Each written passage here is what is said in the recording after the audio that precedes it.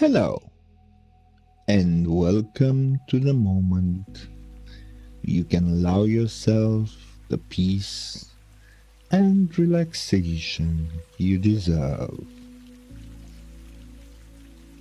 Listen to the rain fall softly as Oliver tends his beloved bookshop, where every visitor finds warmth, every book finds a reader, and every rainy day feels like coming home.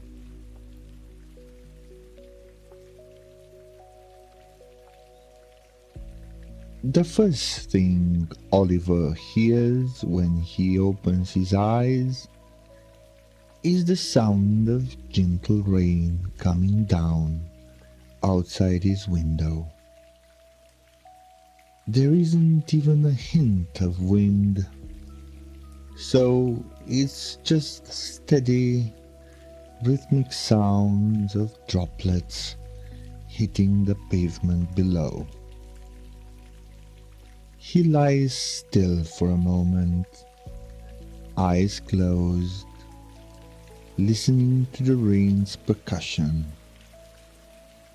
Each drop seems to have its own voice, its own timing, and together they create a symphony that pulls him gently from sleep into wakefulness. He yawns, bringing his arms up over his head and stretching his legs out as far as they'll go. His toes point toward the foot of the bed, and he feels his muscles slowly awakening fiber by fiber. Then he relaxes back into his soft bed, sinking into the mattress, enjoying these last few moments of restfulness before the day begins. The pillow cradles his head perfectly, and the weight of the duvet provides a comforting pressure across his body. In a little while, Oliver has a full day ahead. He'll be opening the bookshop, receiving a delivery of estate sale books, and helping his regular customers find exactly what they're looking for. This is one of his favorite times of the year. The bookshop is always a nice place to be, but in autumn, with the rain providing constant gentle backup, it's full of warmth and the contented faces of readers seeking shelter from the weather. Outside, the darkness is still thick and complete. Only the faintest hint of pre-dawn grey touches the edges of the sky. Oliver knows that the neighborhood around him is still sleeping soundly. Families tucked into their beds, cats curled in favorite spots, the whole world at rest. But soon he'll rise and make his way downstairs to prepare the bookshop for another day. It's a responsibility he's never minded. In fact, he cherishes it. Oliver stretches once more and then shifts his legs over the side of the bed and sits up. His fuzzy slippers are right where he left them last night, positioned perfectly beside the bed so his feet find them immediately. He slides into them, wiggling his toes against the soft interior. The slippers are old friends now, worn in all the right places, molded to the shape of his feet after years of early mornings just like this one. He pulls his robe off the hook on the back of his bedroom door, snuggling into its cozy warmth. The fabric is thick and soft, a deep navy blue that he's always found soothing. He ties the belt loosely around his waist and then pauses at the bedroom window, looking out at the rain-darkened street below. Water glistens on the pavement, reflecting what little light there is from the street lamps. Everything looks clean and fresh, washed by the night's rain.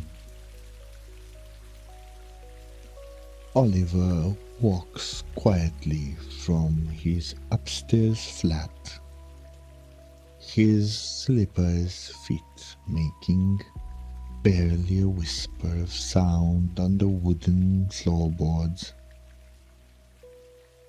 The narrow staircase that leads directly into the bookshop below creaks softly under his weight. The third step from the top always does.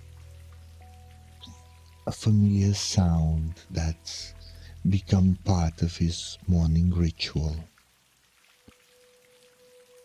He descends slowly, one hand trailing along the smooth banister, the other holding the front of his robe closed. His morning routine is almost always the same, and there's comfort in that predictability. First, he puts the kettle on. It's an old copper kettle that he found at an estate sale years ago, and he loves the way it looks on the small electric burner behind the counter. He fills it with fresh water from the tap, listening to the sound of water splashing against metal, then sets it to heat. While he waits, he fills a metal tea ball with a delicious Earl Grey blend. It's one of his favorites to drink in autumn. The loose leaves are dark and fragrant, and he can see the small pieces of dried bergamot peel mixed in among them. When the water is hot, not quite boiling, as that would scald the delicate tea, he pours it over the tea ball in his favorite cup. It's a large ceramic mug, cream-colored with a small chip on the rim that his thumb has leaned to avoid. He breathes deeply as the bergamot-scented steam rises to meet him. filling the air around him with its distinctive citrus perfume. He doesn't add milk this morning, preferring to taste the tea in its purest form to experience the full depth of flavor. Oliver watches the water slowly change color as the tea steeps. At first, it's nearly clear with just the faintest golden tinge. Then, as the seconds pass, it deepens to amber, then to a rich brown that seems to glow in the low light.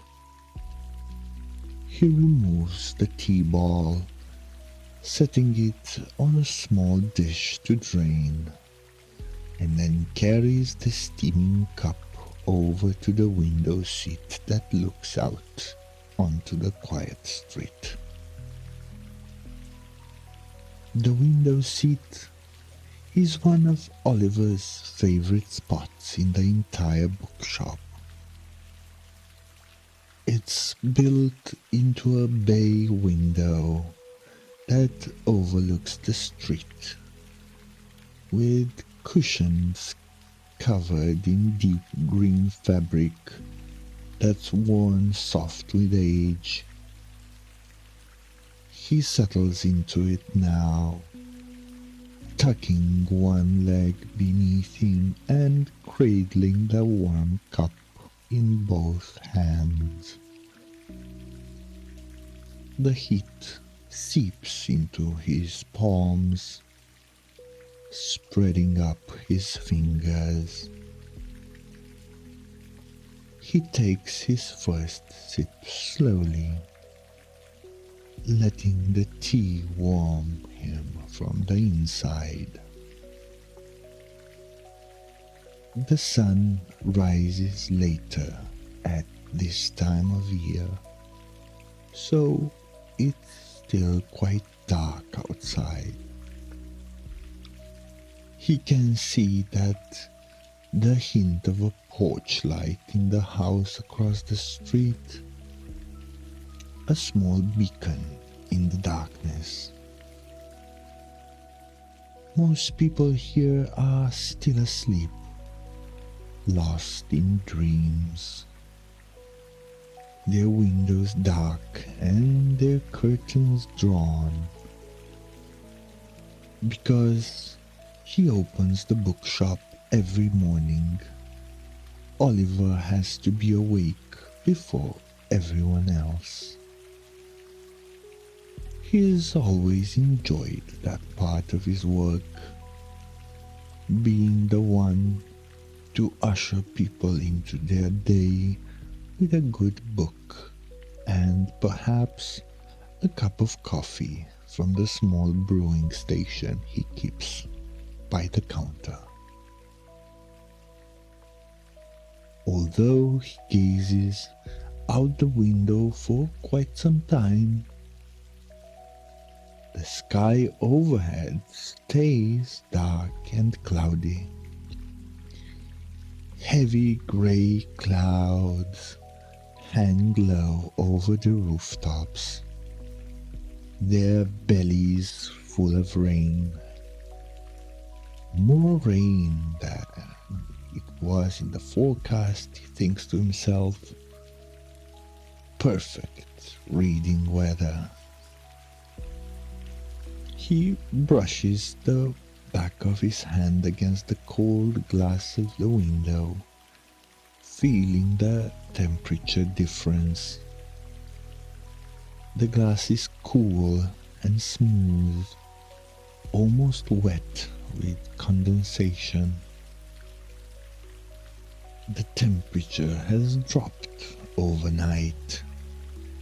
He'll need to light the wood stove today to keep the shop warm and welcoming. From where he sits, Oliver can see the tortoise-shell cat that lives in the house across the street. Maisie, her owner calls her. The cat is curled up in her usual spot in the window, a small ball of calico fur, orange and black and cream, all swirled together. She's backlit by the warm glow of an interior lamp, and Oliver can see her chest rising and falling with her breathing. Every morning, Oliver and Maisie seem to acknowledge each other across the distance. Two early risers beginning their day while the world sleeps. Sometimes Maisie washes her paws. Sometimes she just watches. Today, she appears to be dozing still, content in her warm spot. Oliver takes his last sip of tea, savoring the final drops, and carries the cup over to the small sink tucked behind the counter. The porcelain feels smooth under his fingers as he washes it with warm water and a drop of soap, watching the bubbles form and swirl down the drain. He rinses it carefully and leaves it to dry on a wooden rack, positioned upside down so the water will drain away completely. Then he heads back upstairs to get dressed. Every autumn, he looks forward to wearing his favorite cardigan, thick, cable knit, the color of charcoal. It was a gift from one of his regular customers, Rose, who knits beautiful things and occasionally brings him something she's made. The cardigan is substantial with wooden buttons that click satisfyingly when fastened. He pairs it with comfortable brown corduroy trousers and his well-worn leather shoes that have molded to his feet over the years.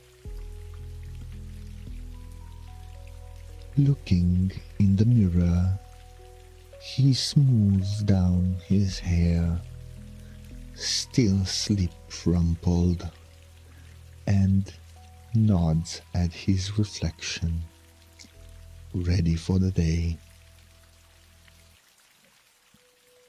When he's dressed, Oliver makes his way back downstairs, his leather shoes now making a different sound than his slippers did. A gentle tap-tap on each step. The bookshop surrounds him in darkness, but he knows every inch of this space by heart. He could navigate it blindfolded if he had to. past the biography section, around the table of featured books, between the narrow aisles of fiction. Instead, he reaches for the light switch near the door and flicks it on. Warm light floods the shop, illuminating rows and rows of books on wooden shelves that read towards the ceiling. The smell of old paper and leather bindings greet him, a scent that never gets old, one that feels like home. It's hard to describe exactly what old books smell like. There's a sweetness to it, almost vanilla-like, which comes from the lignin in the paper breaking down over time. There's also the musty earthiness of aging glue and cloth, and the rich, almost animal smell of leather from the bound volumes. Beneath it all is the faint aroma of yesterday's coffee, and the pleasant mustiness that comes from a building that has housed books for many decades. Oliver breathes it in deeply, filling his lungs, feeling grateful for another day in this place he loves. He walks over to the wood stove that stands in the corner of the reading nook and opens its small iron door. The hinges creak softly, a sound he's heard thousands of times. Inside, there are still a few embers glowing from last night's fire, small orange jewels nestled in a bed of grey ash. He adds kindling first, small, dry twigs that catch quickly, arranging them carefully over the embers. Then he adds larger pieces of split wood, choosing pieces that will burn slowly and evenly. Within moments, flames begin to lick upward, yellow and orange tongues dancing in the dark interior of the stove. He watches for a moment, mesmerized by the ancient magic of fire. Then closes at the door and adjusts the vent to control the airflow. Soon, the entire shop will feel toasty and inviting. Next, Oliver moves through the shop, turning on the various reading lamps scattered throughout. There's the brass lamp on the counter, the tall floor lamp by the armchair, the two matching table lamps in the reading nook, and the string of small lights he's draped along the highest shelves. Each one casts a pool of golden light onto the shelves and reading chairs below, creating little islands of illumination in the larger space. There's something almost magical about this transformation. The way the bookshop comes alive, one lamp at a time. The shadows recede, replaced by warm, welcoming light. When he's finished, he steps back and looks around. The space glows softly, ready to welcome whoever might venture in from the rain. Oliver glances at the clock on the wall.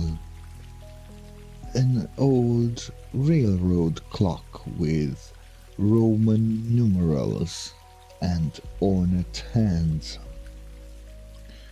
Still early, but Edmund will be here soon. Edmund is always his first customer, an elderly gentleman who comes in every morning for a cup of coffee and the latest mystery novel. Oliver has gotten to know his tastes so well over the years that he often sets aside books he thinks Edmund will enjoy.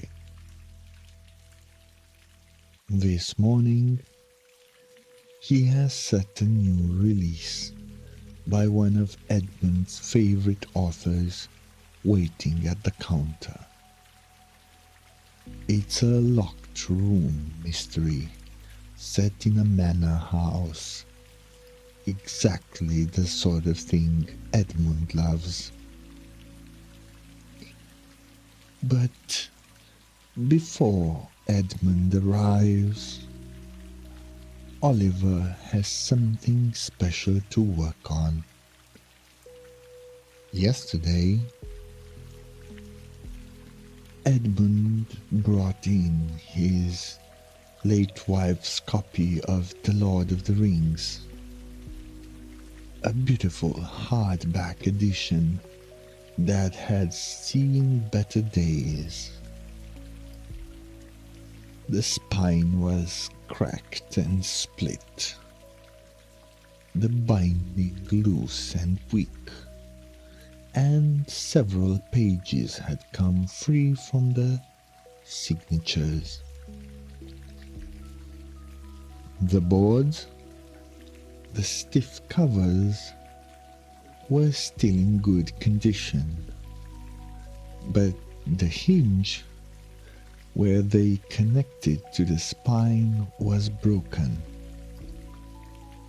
But what made this book truly precious were the handwritten notes in the margins. His wife's thoughts and observations written in her distinctive slanted script, full of underlines and exclamation points and little sketched symbols. Oliver retrieves the book from his workspace in the back room and carries it to the counter, cradling it in both hands. He handles it gently, reverently, knowing how much it means to Edmund. Book repair is one of Oliver's favorite tasks.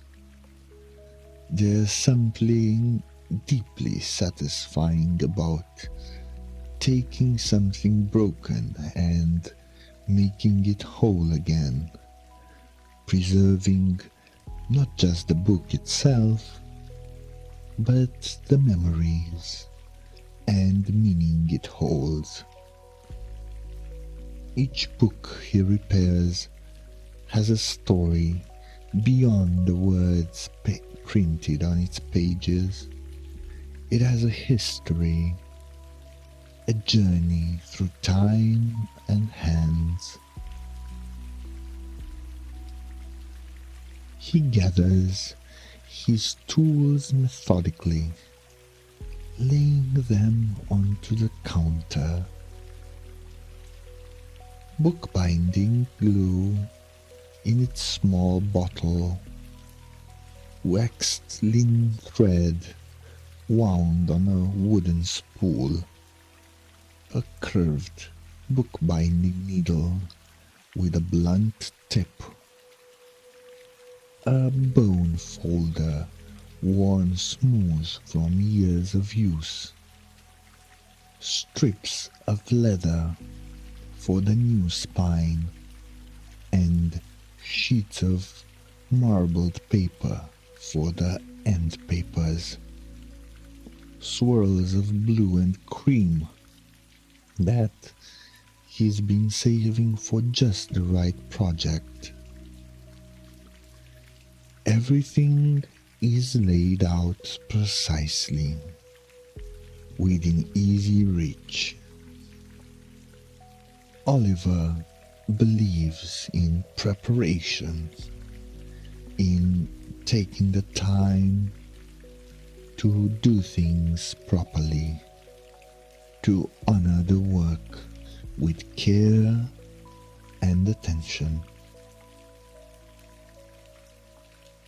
First, he carefully removes what's left of the old spine, working slowly so as to not damage the pages beneath or stress the boards.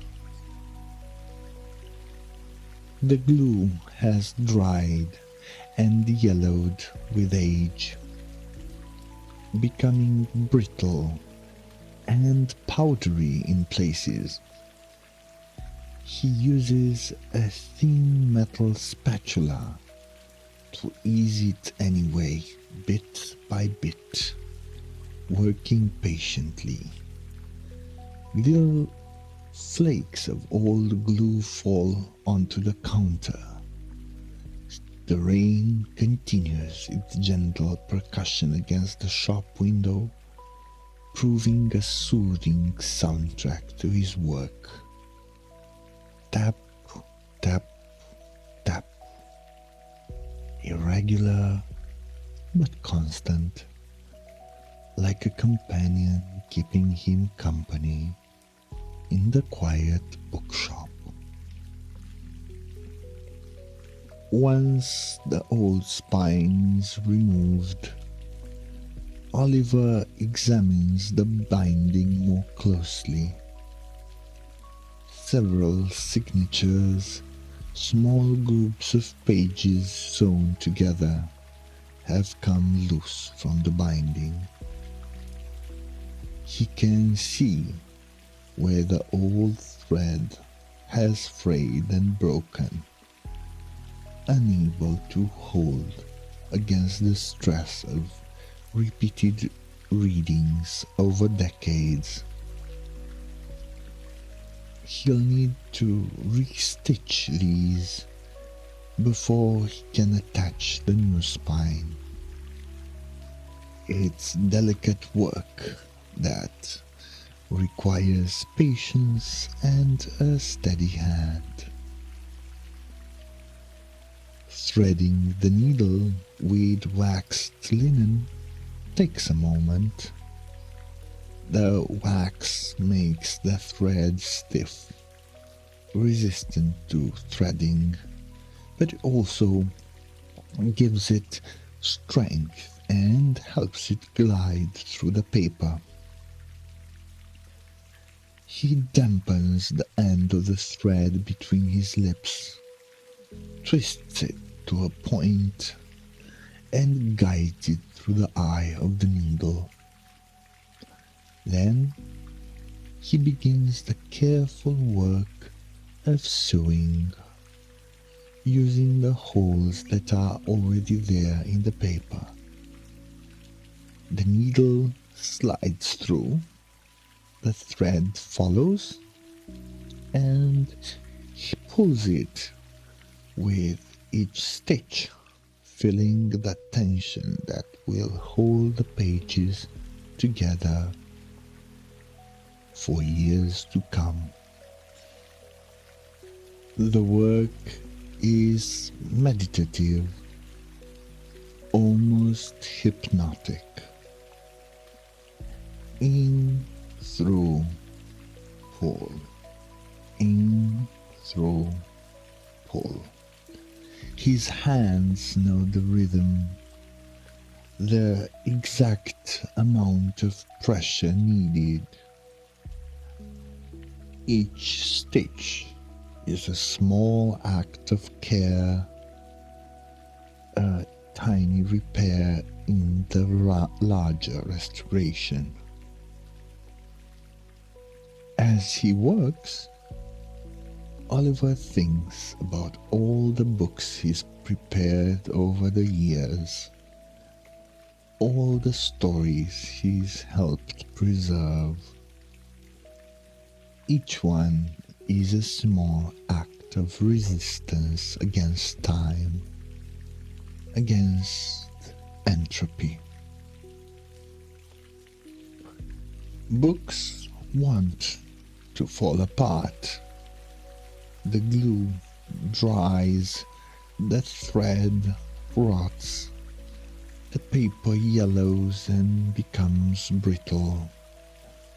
But with care and skill, they can be brought back, given new life. Just as he's finishing the stitching, securing the final signature with a careful knot, he hears the familiar creak of the front door opening.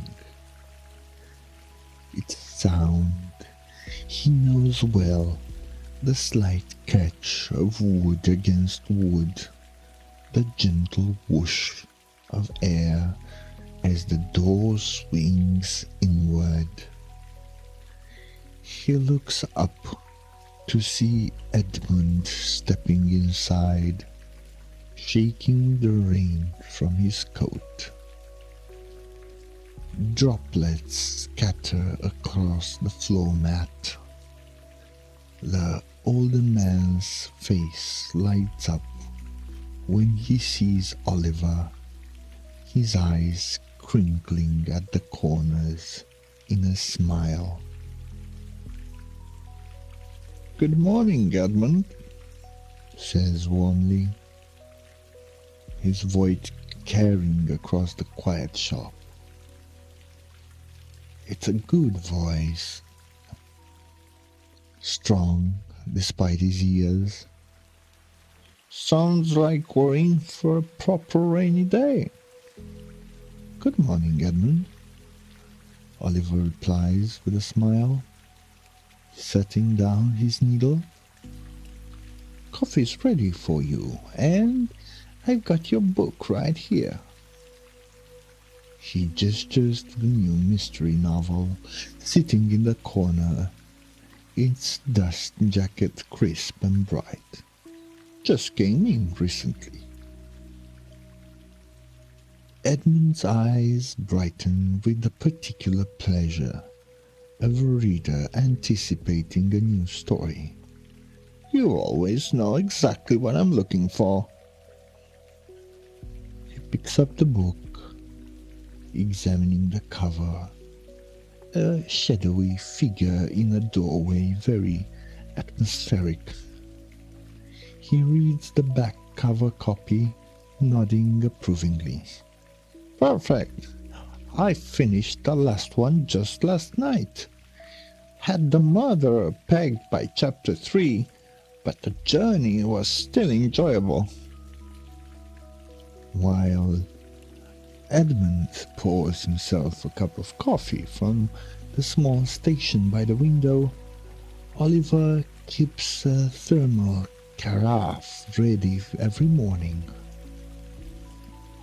Oliver returns his attention to the repair work.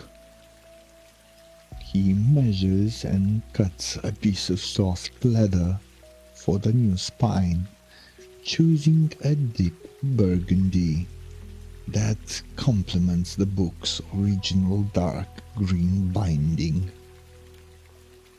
The leather is supple and has a pleasant grain to it.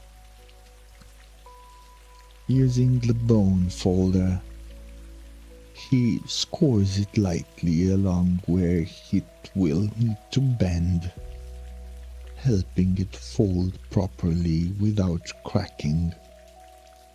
Then applies a thin, even layer of glue to the back of the book with a flat brush.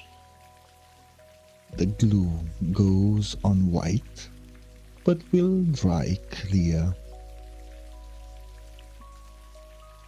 Edmund settles into his favorite chair by the window, the one with the green velvet cushions that's worn, shiny in places. The mystery novel opens in his lap, but Oliver notices him glancing over occasionally, watching the repair process with interest. Edmund worked in a carpentry in his younger years, and he appreciates craftsmanship, the careful work of hands making something right. There's something companionable about working while Edmund reads nearby.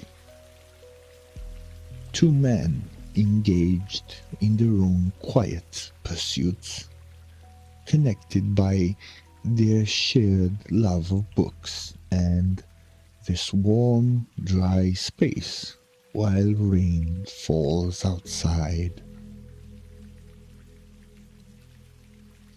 Oliver carefully positions the leather spine, centering it precisely, then smooths it down with the bone folder to eliminate any air bubbles. He works from the center outward, pressing firmly but gently, watching the leather conform to the curve of the book's back. The leather adheres beautifully, the glue taking hold immediately. His movements are assured and practiced. He's done this hundreds of times, but he never rushes, never becomes careless. Next come the end papers, those sheets of marbled paper he let aside earlier. End papers serve both a practical and aesthetic purpose. They hide the mechanics of the binding while adding a touch of beauty to the reading experience. These particular sheets are lovely, with swirls of blue and cream that remind Oliver of foam on ocean waves. He's been saving them for just the right project, and this feels like the right book to use them on. Edmund's wife loved the sea, he remembers. This feels like a small tribute to her. He trims the end papers to size with a sharp blade and a metal ruler, measuring twice and cutting once. Precision matters in book repair. Then he applies glue to one sheet and carefully positions it on the inside of the front board, smoothing it from center to edges with the bone folder, working out any wrinkle of air pockets. The paper settles into place perfectly. He repeats the process with the back of the board and then steps back to examine his work. The final step is to set the book in a press, a wooden device with a screw mechanism that will hold it firmly while the glue dries, ensuring everything sets properly and the spine retains its shape. Oliver places the book between two clean boards to protect it, then positions it in the press and begins tightening the screw. He doesn't want too much pressure, just enough to keep everything in place. The wood of the press is smooth and dark with age, worn by countless books that have been repaired here over the years. Oliver tightens the press and steps back to admire his work. In a few hours, Edmund's wife's beloved book will be whole again, ready to be read and cherished for years to come. The thought brings him quiet satisfaction.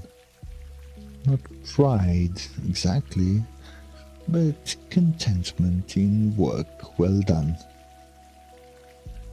It's looking good, Edmund observes from his chair, having watched the final steps over the top of his mystery novel.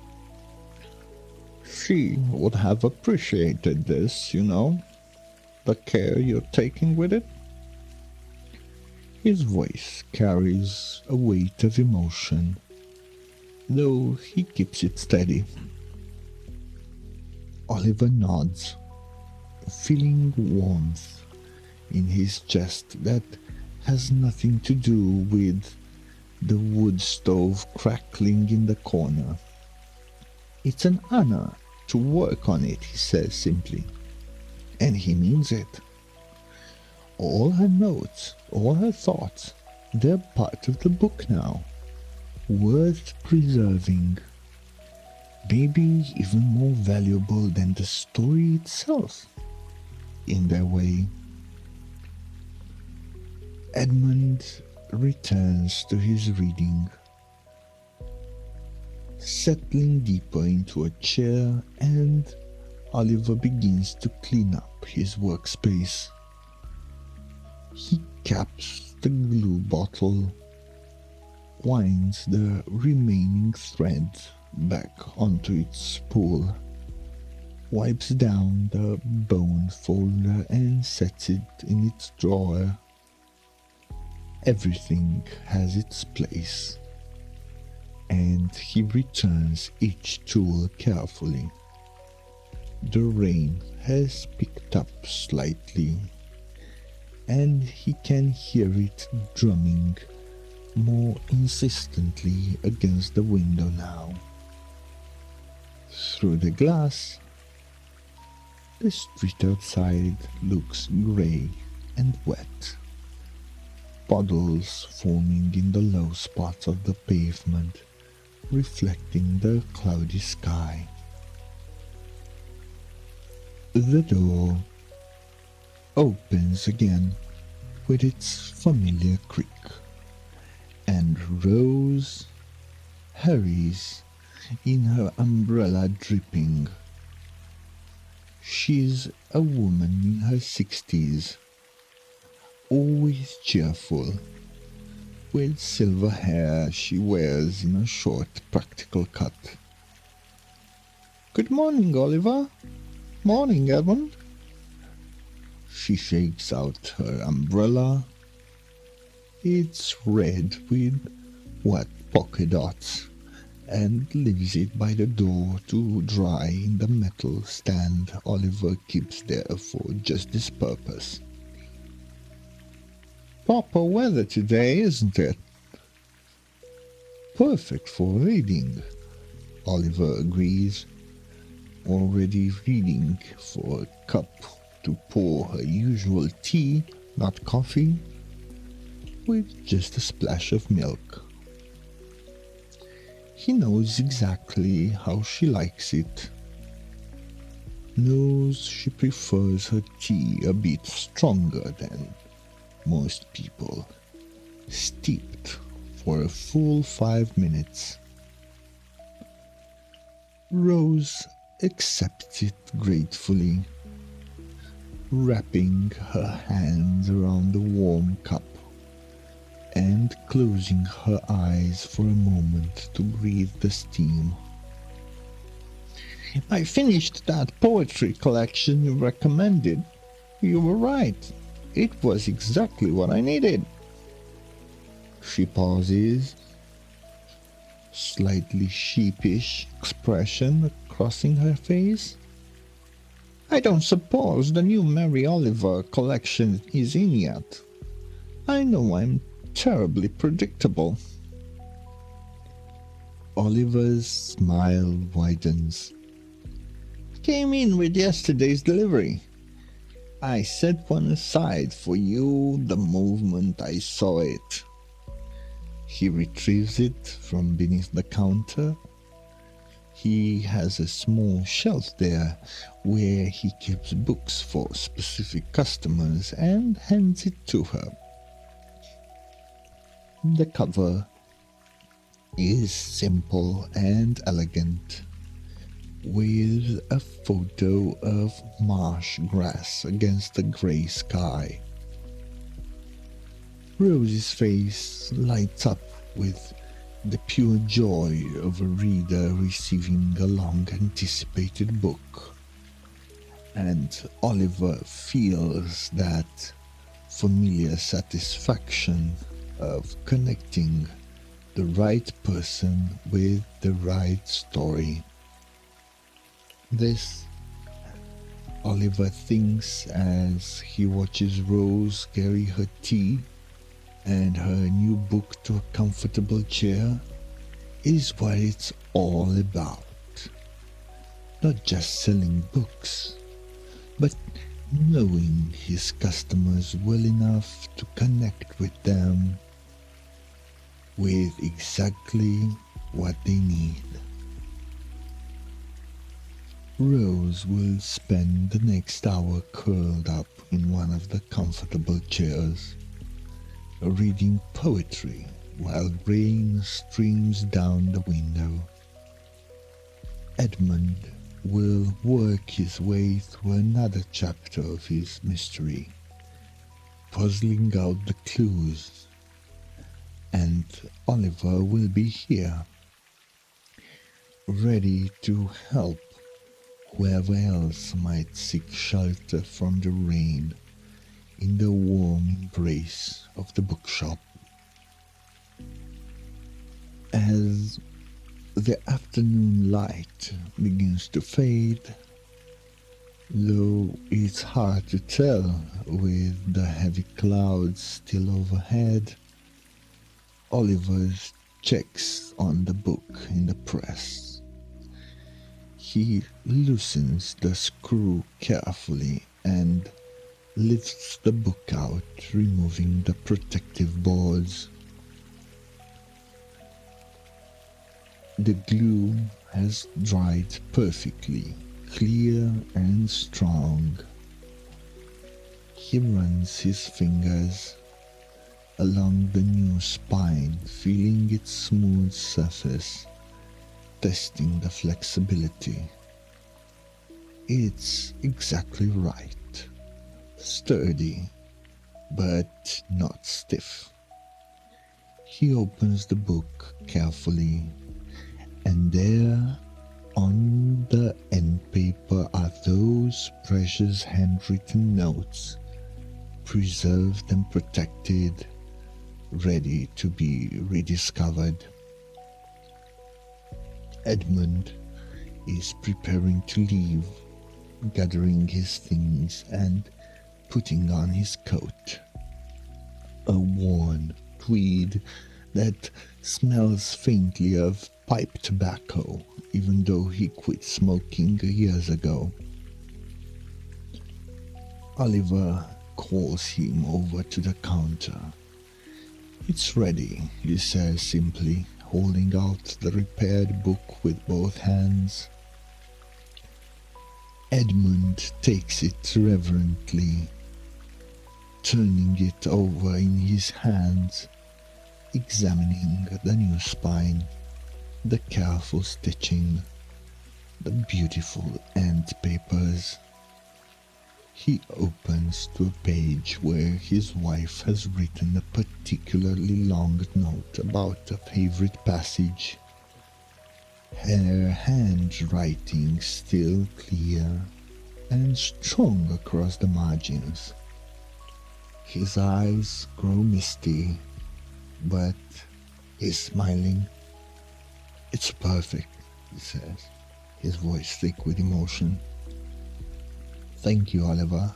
Truly, it's like having a piece of her back." "I'm glad I could help you," Oliver replies, and he means it with his whole heart. This is why he does what he does, not for profit or prestige, but for moments like this, for the chance to preserve something precious, to help someone hold on to a memory, to give new life to an object that carries so much meaning.